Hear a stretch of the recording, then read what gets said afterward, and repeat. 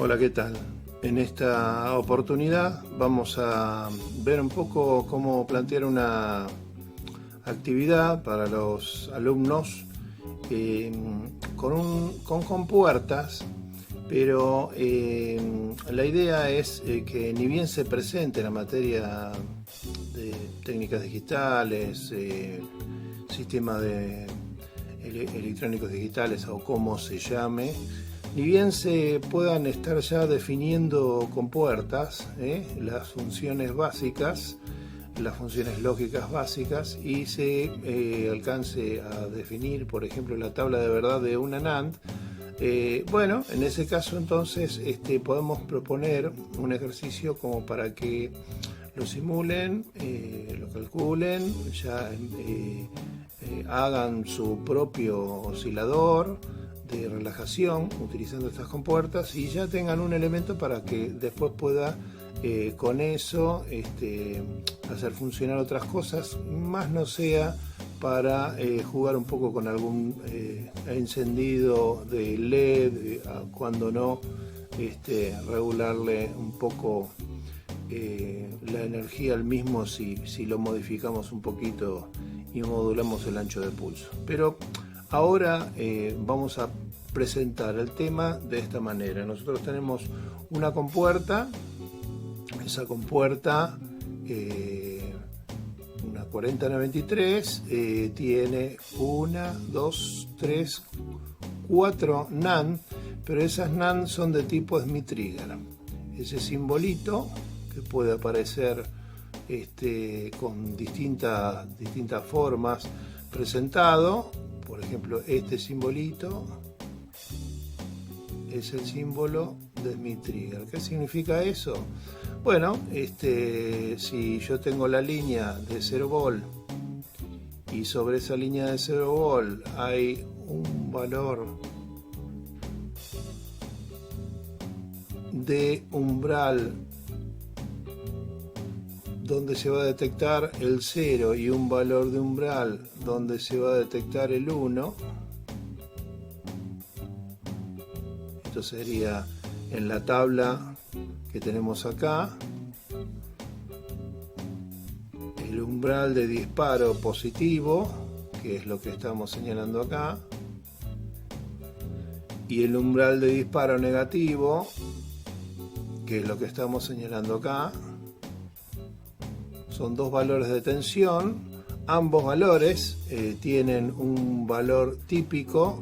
Esto sería entonces el valor típico, no quedó en la tabla, cuando se pegó la tabla no quedó recortado, ese valor típico de tensión cuando alimento con 5 volt. Me está diciendo que con esa alimentación, no con 10 ni con 15, voy a tener 3,3 volt de valor típico de tensión de disparo positiva. Entonces, para esta compuerta es de esperar que típicamente cuando nosotros estemos con una tensión que venga y que lo supere justo en 3,3 volt a una de cualquiera de las entradas de cualquiera de esas compuertas, cualquiera de las entradas de cualquier compuerta, cuando nosotros superemos esa tensión, bueno, entonces la compuerta interpreta recién ahí, interpreta que le estamos poniendo un 1 en la entrada. ¿Qué pasa entonces cuando la tensión va a bajar? Pongamos esto. Si en algún momento venimos con una tensión que viene de otra compuerta que está muy cerca de los 5 volt, porque esto dijimos alimentamos con 5 volt, estamos viendo esa alternativa. Bueno, si venimos con esa tensión y por alguna causa esa tensión baja en un momento por debajo de la tensión de trigger negativo, esa tensión de trigger negativo la tenemos para alimentación de 5 volt, la tenemos en 1,8 volt típico para esta compuerta. Así que estaríamos con un hipotético 1,8 volt acá. Cuando bajemos la tensión en la entrada, en cualquiera de las entradas de cualquiera de las 4 compuertas que tenemos, cualquiera de las 8 entradas, bajemos la tensión de este nivel, se va a interpretar entonces en ese caso un 0. Bien, ahora ¿qué pasa? Estos valores que tengo indicados en la tabla, estos valores son correctos porque en la tabla el dispositivo me está marcando que puede haber un valor máximo o un valor mínimo, tanto para el disparo hacia abajo como para el disparo hacia arriba. Hay un valor máximo y un valor mínimo, y acá estamos utilizando el valor típico. Bueno, no queda más remedio que hacer un ensayo. Bueno, entonces vamos a implementar un par de formas para poder ensayar esta compuerta y ver realmente los valores de disparo. Una alternativa sería disponer de un generador de ondas o de configurar este generador para onda triangular. Esto después en detalle viene otro video para esto, pero ahora en cierto modo podemos decir, si ponemos una frecuencia de 1 Hz y le ponemos medio segundo y medio segundo para la subida y bajada del flanco y que tenga 0 de ancho el pulso, configuramos una triangular. Bueno, después lo explicamos con más detalle en otro video.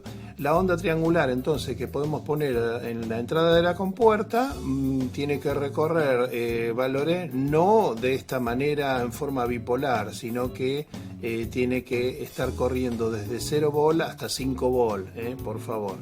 Entonces, cuando suba de 0 a 5 volt y baje, va a estar recorriendo el disparo de la compuerta y nosotros con el osciloscopio podemos capturarla.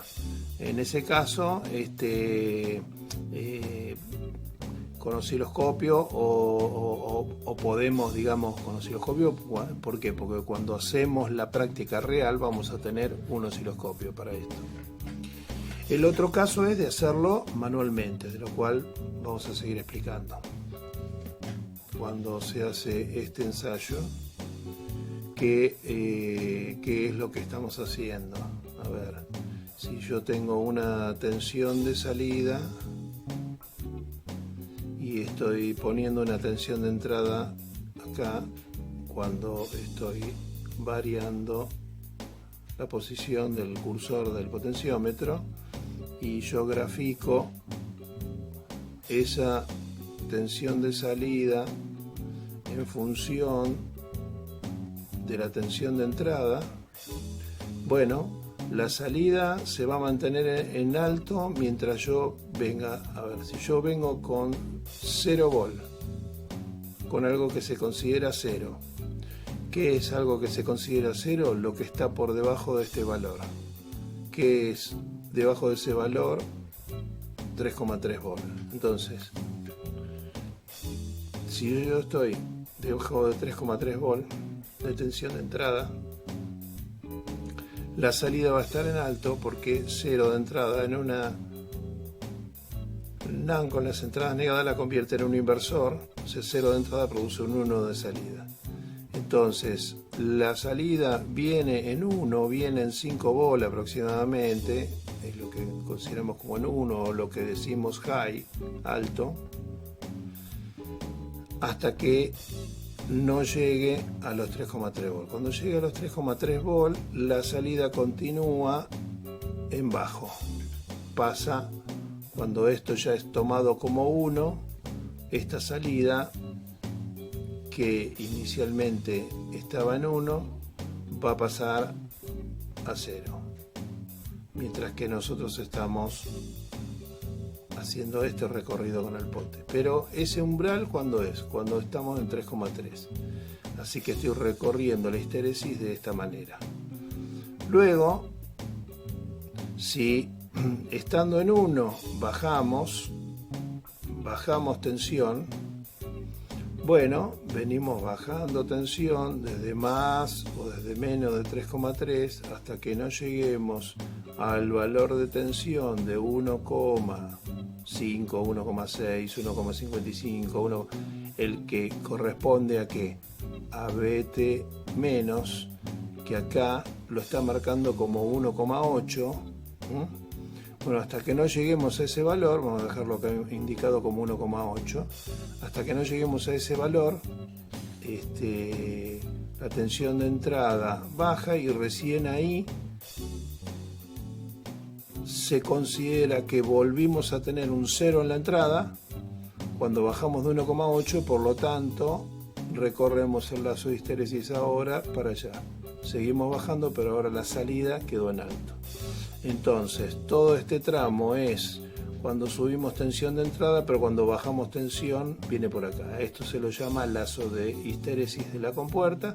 Estas compuertas tipo Smith Trigger, SSH Smith Trigger, tienen esta gran ventaja de poder producirnos este funcionamiento, y es justo lo que vamos a usar nosotros ahora para poder hacer un oscilador de relajación. Este sería el oscilador de relajación, la compuerta usada como un inversor. O sea, de hecho también si conseguimos un inversor trigger podríamos usarlo con una pata sola de entrada, podemos usarlo. Pasa que es mucho más común contar con NAND y hasta conseguirlas. El costo va a ser similar mientras se consigan las compuertas. Bueno, entonces esta compuerta, a ver, ¿por qué es importante este oscilador? Primero, el primer punto es que conociendo solamente la compuerta y hablando un poco de la tecnología trigger, ya podemos ponerla en funcionamiento. Lo otro que nosotros tenemos que conocer es cómo funciona la carga y la descarga de un capacitor. Bueno, eso tiene que venir dado. Ahora, si no viene dado, lo tenemos que incluir en esta materia. Si viene dado porque ya el profe de modelos... La idea es que esto se pueda dar en digitales del primer nivel. Nosotros, por ahora, ¿qué vamos a simplificar? Del capacitor. Y bueno, si yo tengo un nivel de tensión más B, y en un momento dado pongamos una llavecita a través de una resistencia a un capacitor, le voy a estar aplicando tensión cuando cierre la llave, el capacitor va a cargarse con una tensión exponencial.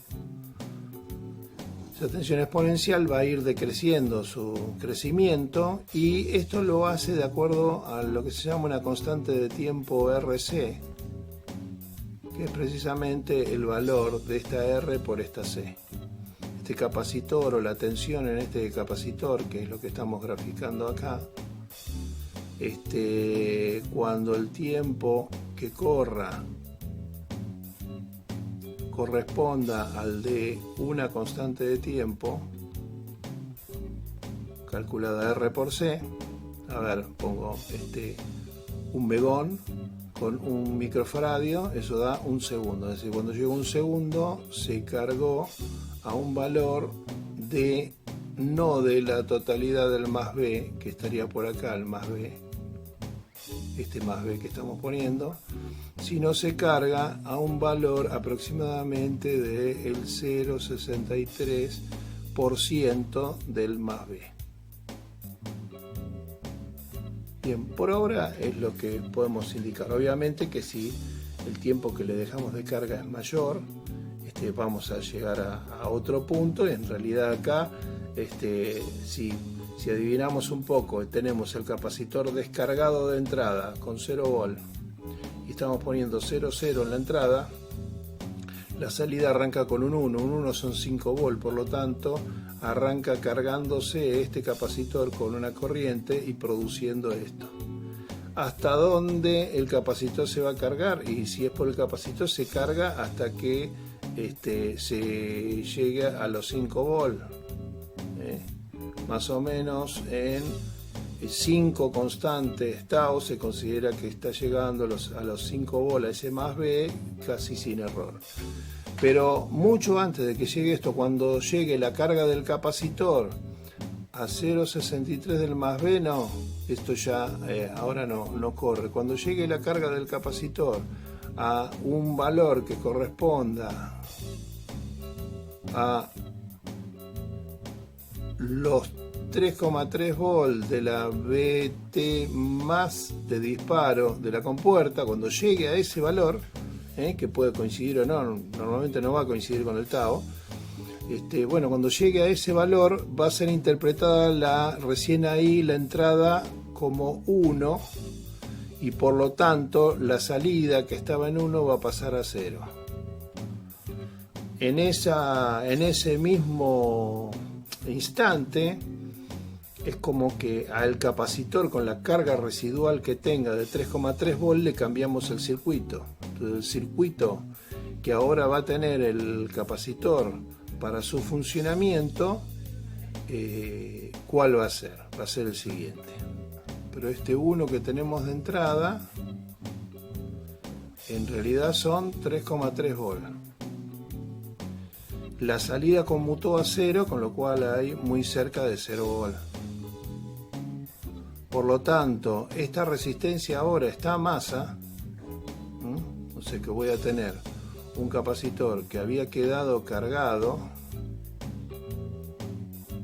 con una resistencia que se está poniendo prácticamente a masa. Entonces, la tensión residual con la cual había quedado el capacitor, esa tensión que corresponde con el VTH+, ahora vamos a encontrar que el capacitor encuentra un camino por donde descargarse a través de la resistencia. O sea, el capacitor que ya no está con 0 volt, está con 3,3 volt,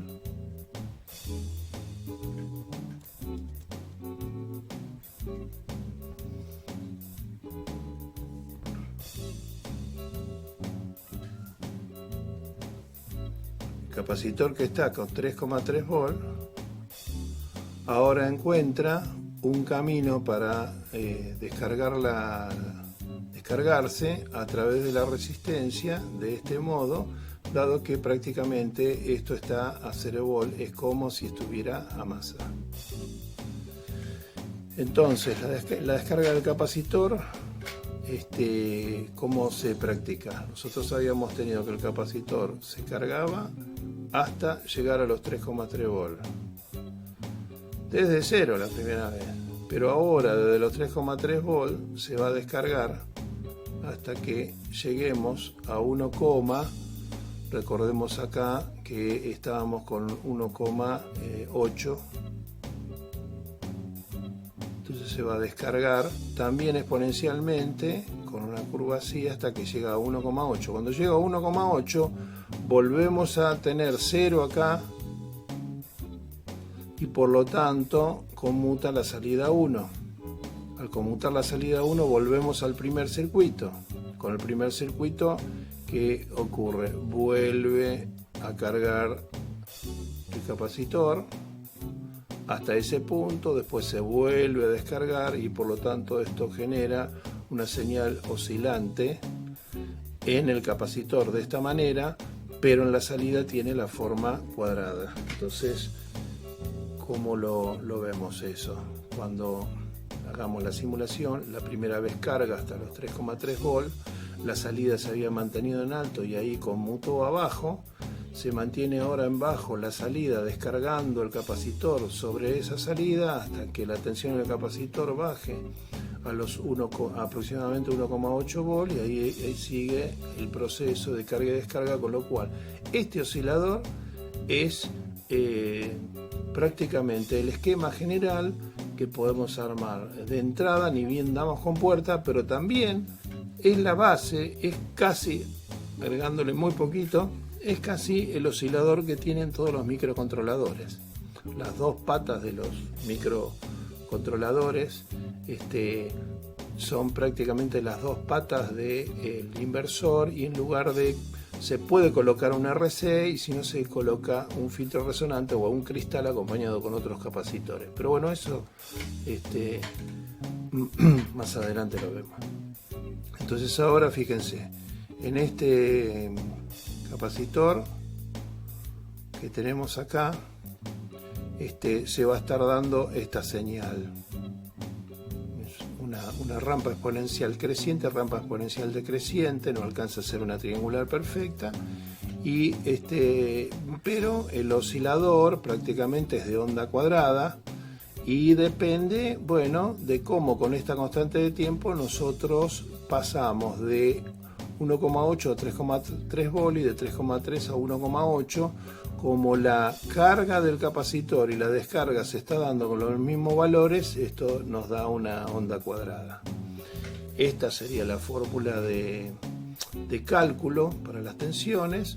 Fórmula de cálculo para las tensiones, esta que estamos señalando acá, de donde hay que explicar de dónde viene. ¿Y eso con qué se explica? Bueno, con todo el procedimiento de carga y descarga del capacitor que habíamos explicado por acá. Bien, creo que con esto dejamos bastante bien planteado el temita